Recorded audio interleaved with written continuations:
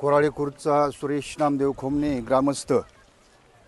आज आमच्या बंधाऱ्यावर अशी अवस्था झाली की कारखाना धुवून पाणी सोडल्यामुळं पूर्ण बंधाऱ्यातलं पाणी काळझार झालेले, एकदम दुर्गंधीयुक्त असं पाणी।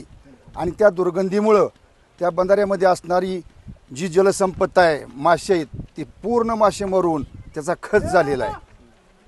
ह्या माशाच्या उत्पन्नावर जगणारी भुईम लोक, त्यांचीही उदरनिर्वाह करण्याची अवस्था वर्षभरासाठी असती ती याच ठिकाणी संपलेली। बरं, ही प्रत्येकच वर्ष होते। पाण्याला एवढी दुर्गंधी की नदीकाठच्या लोकांना त्या दुर्गंधीमुळं झोपसुद्धा लागत नाही, अशी अवस्था या ठिकाणी झालेली। तर या अवस्थेचा कारखान्याने थोडासा विचार करावा। जरी आपलं पाणी सोडलं असलं, कारखाना सुद्धा आपलाच आहे, परंतु त्या पाण्यामध्ये दुसरं पाणी मिक्स करून जर सोडलं तर ते दुर्गंधयुक्त पाणी खाली वाहून गेलं असतं, मासंही जगलं असतं।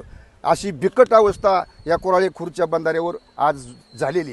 तर याची दक्षता घेतली पाहिजे।